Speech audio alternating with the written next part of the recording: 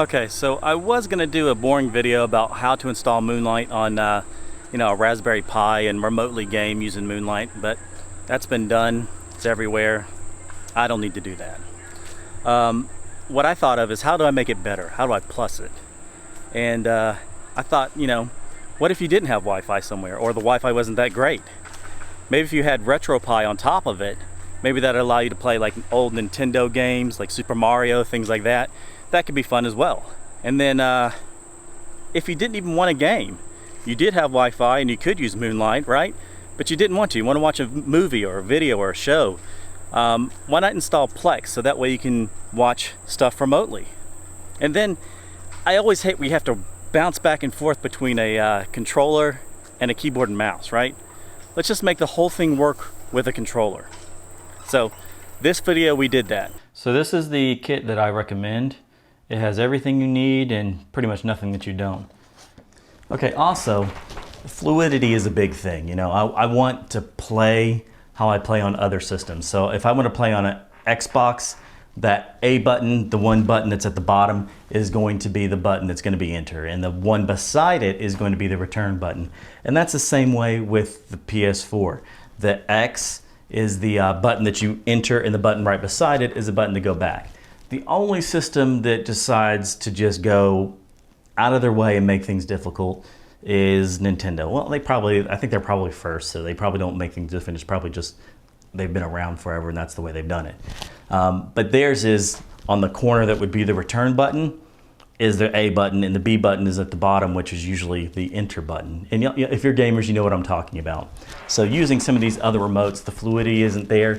And plus, when you're doing Moonlight, I don't know if you've ever done Moonlight or how much you know about Moonlight, but when you go to Moonlight and go to a game, it's pushing your controller remotely back to the computer, and most of the time it's mapping it as an Xbox controller. I mean, just because it's Windows and it knows what an Xbox controller looks like. So even if you have a PS4 plugged in, when I'm going through a game, it'll say press A and really would be X. And that kind of got on my nerves. So I got a better controller. I'm not being sponsored by anyone. I mean, if you've seen my views and my views and my subscriptions, they're terrible. So yeah, if you want to hit that subscribe and that bell button and the thumbs up would be greatly appreciated, because I'm drowning.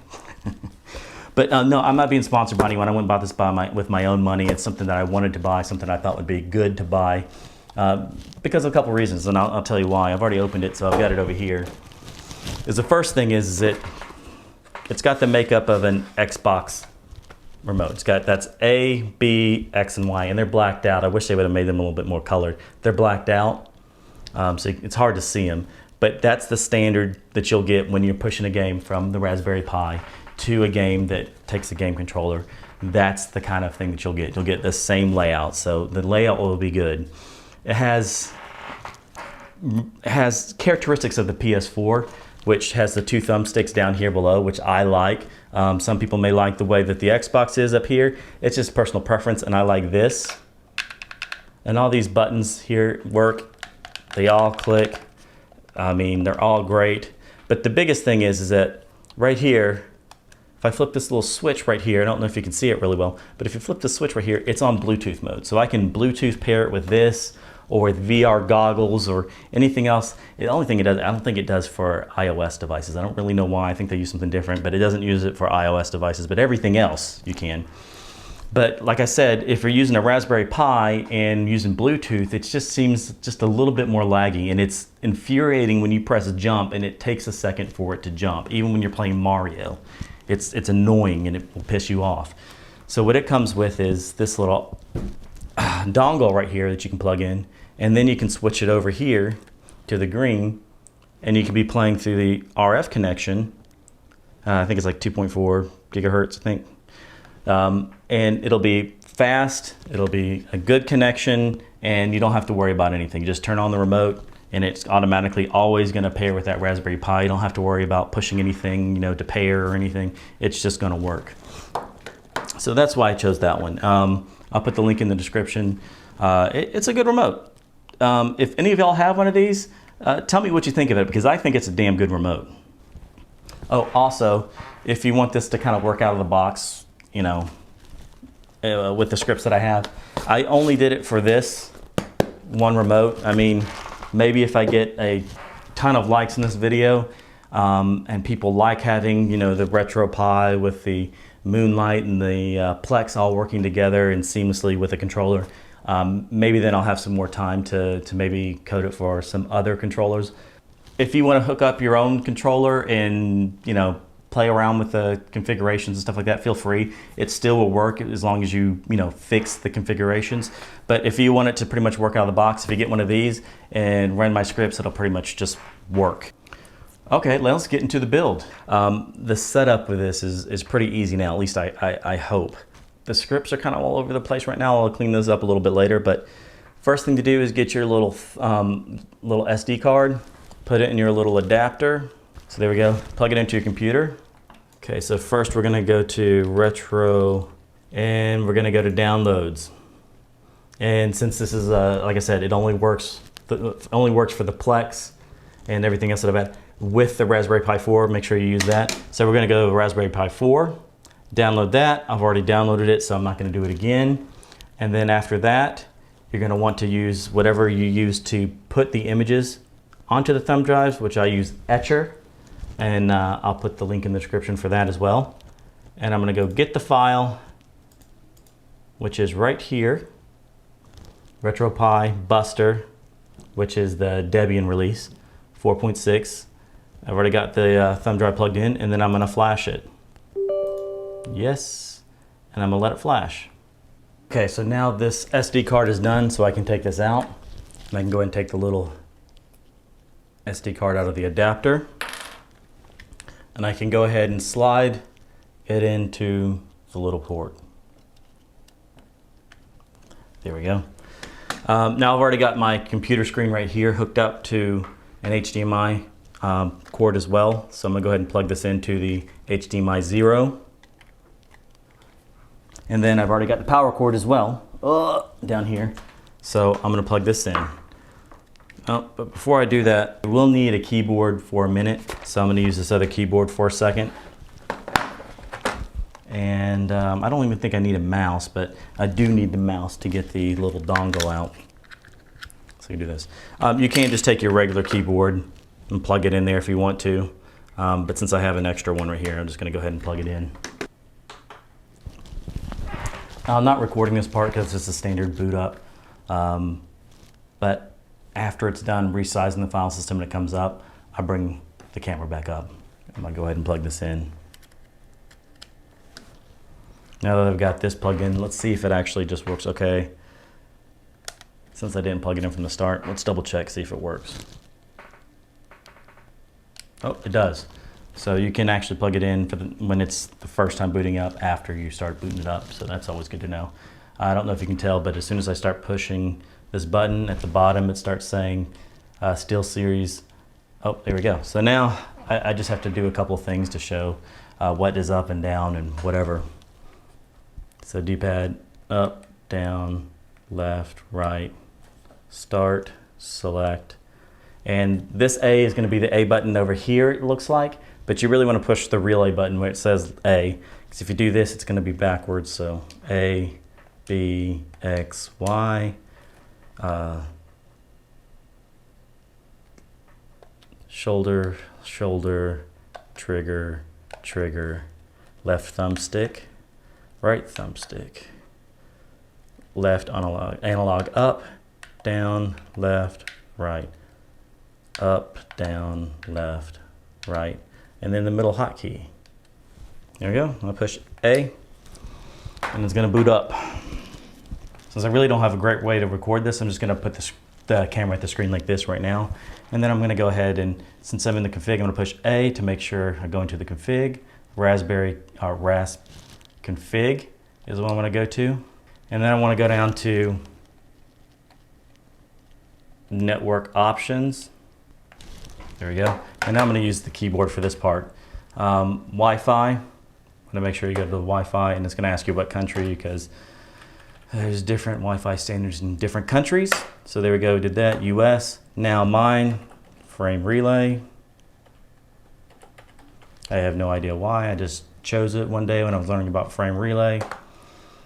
And then your passcode. Now, you want to make sure, since this doesn't have the locales that you're usually used to, you want to make sure probably at that when you're typing in your SSID, where I type frame relay, you're probably going to want to type in your password a little bit to make sure that you know where the keys are, because something like the @ key may not be the same as on your keyboard, but you'll figure it out. So I'm going to go ahead and type my password in.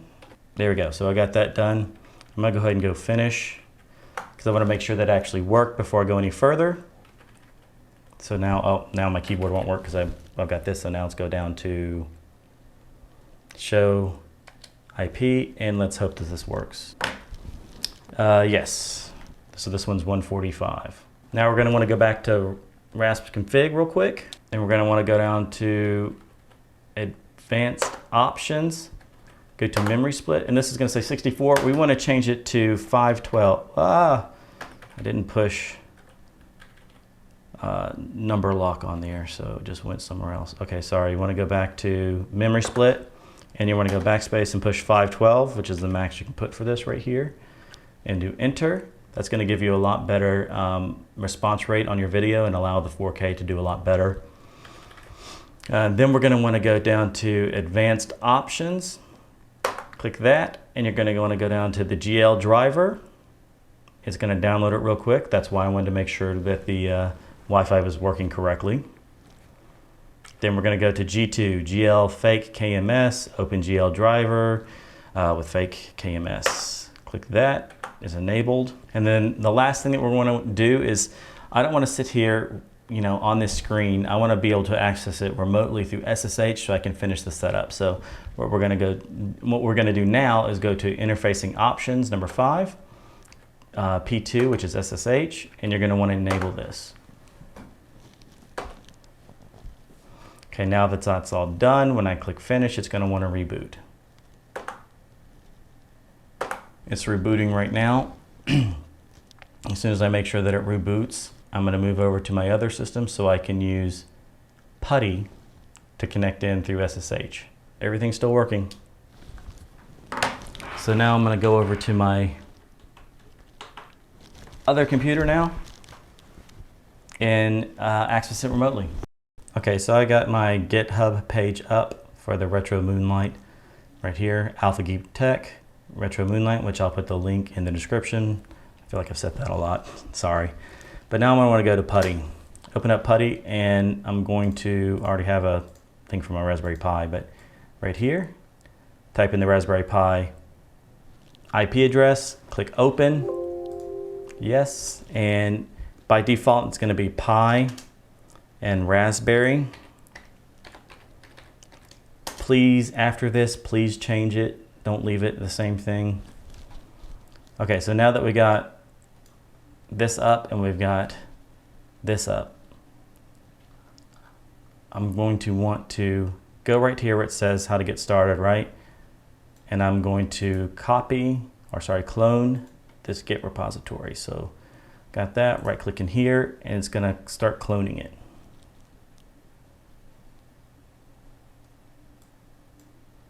Next thing I want to do is CD into that. So once it's done downloading, CD in there, and then I'm going to do a bash install shell. So, whoops, not twice, just once. Once I do this, it's going to come up with the menu, but I would only click one right now with its complete installation and stay with it for the first half, because one part is going to install a thing called MPV, Mike Papa Victor, which is the way that your videos are converted so that Plex can see them. So when it's streaming to your actual Raspberry Pi, MPV4 will convert it and display it to the screen. Plex does other stuff, but it doesn't do the transcoding and the displaying to screen. So that has to be compiled from source code, which takes about 15, I think I'd clock it at 16 minutes and 30 seconds on when I did it, but that will take a while. So now I'm going to do one Push enter. That's going to add the repo for Moonlight. Okay, now that you can see that it installed Moonlight, now it's waiting for me to give the PC's IP address, and I already know what that is. Mine is 10.10.10.85. When I click enter, it's going to try to connect to it, and it's going to give me a pin to pair them together. And as you can see over here, it popped up. So that's 7492. When I push enter, okay, it's going to continue on. So now it's going to actually create a place for Moonlight within RetroPie, and it did that. Now it's going to actually install the next thing, which is the one that takes forever. So I'm going to go ahead and just cut this off, and we'll be back in a little bit. It just now finished with the MPV compiling. Now it's just finishing right now with the other little things for, I forget which one this is. Oh, this is actually Plex now. Plex is compiling. Plex doesn't take that much. It's pretty quick. And after this, it'll do a couple other things to make folders right and everything so RetroPie can see it, and you'll be ready to go. Okay, so it finished installing. Now what we can do is we can take it over to our TV and see how it works. Okay, so we just installed everything on the Raspberry Pi here, and it should work directly out of the box. Let's go ahead and take this out because I don't need the keyboard anymore. Put this down. I've already plugged the HDMI cord in.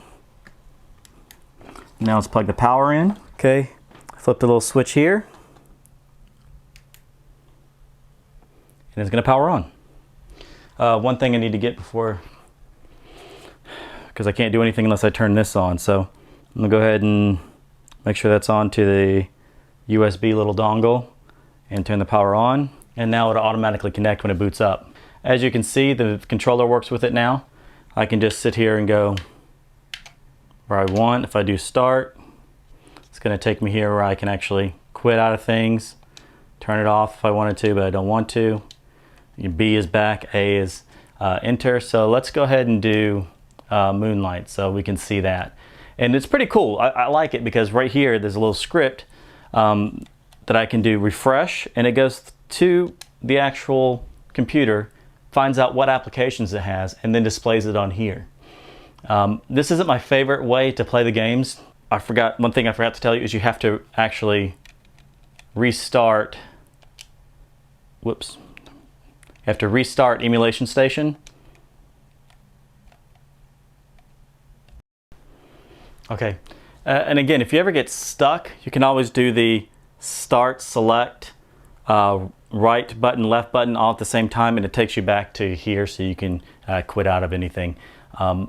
Additionally, as you saw, that it just didn't look 100% right, and there's a way to fix it, and the way is kind of weird. So we're using Moonlight / NVIDIA's GameStream to get to the box, but if you use Steam's interface, the big picture interface, it becomes a lot better. It's a lot better to manage these games. So we're going to go ahead and click that, and it's going to bring it up. See, like I said, it maps it as an Xbox controller here.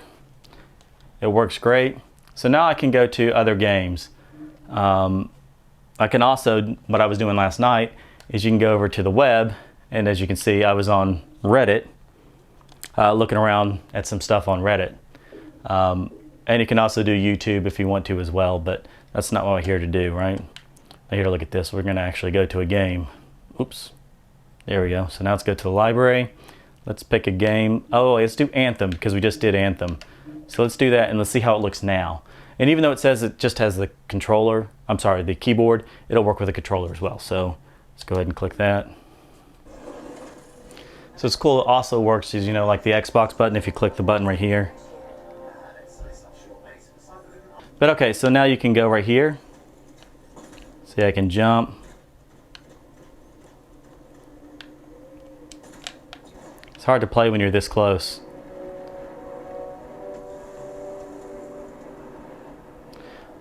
Usually it skips a little bit when I first start the game, but it seems to be doing really well right now. Okay, let's turn this on and let's shoot a couple of these little alien things. There you go. Get some.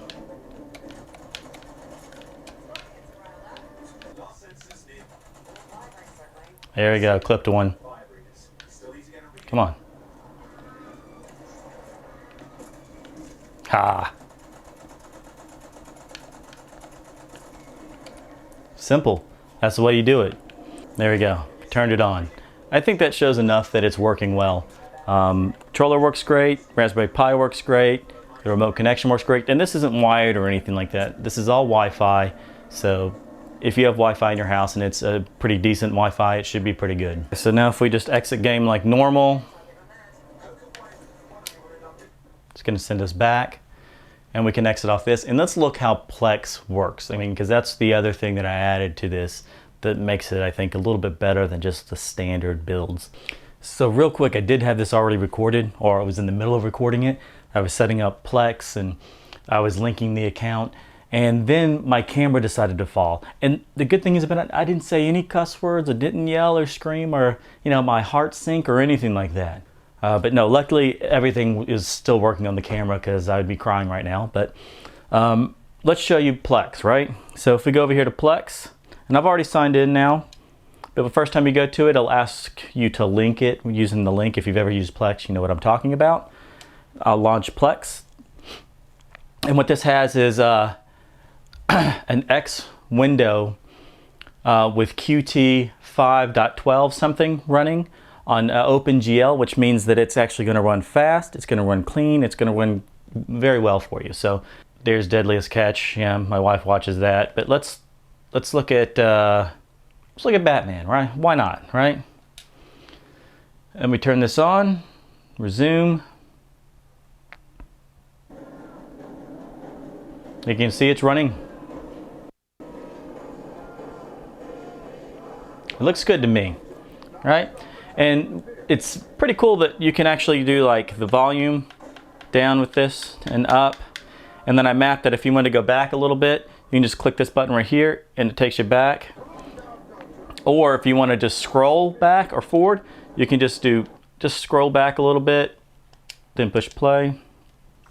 Went back all the way to the beginning. Or you can go like this and go all the way up to 3 times and go a lot further in there and just push play. And then if it's on, you know, it has several different audio streams. What you can do is, like right now it's in just standard stereo. If you click the X, it's going to change it to, oh, actually it was in 5.1. It's going to change it to ACC, but you can go back and now change it back to 5.1, which is a lot better. Also, you can do the select button right here.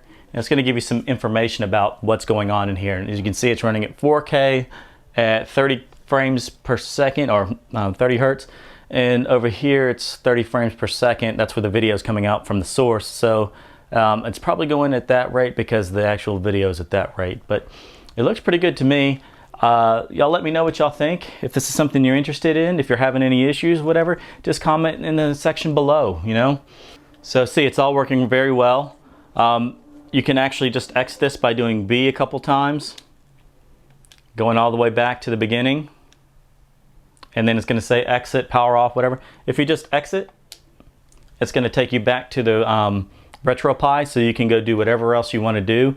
I mean, if you learned anything from this, please, I'm a brand new channel. I've only got like 40 something subscribers. Please subscribe, or at least hit that thumbs up button or the bell.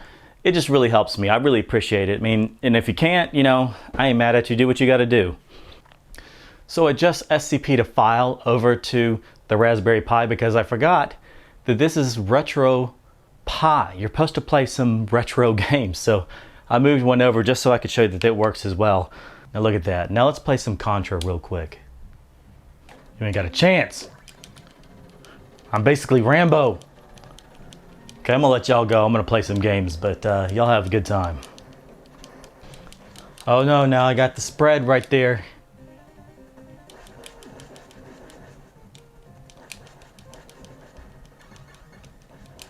Whoa. Oh, I ran into it.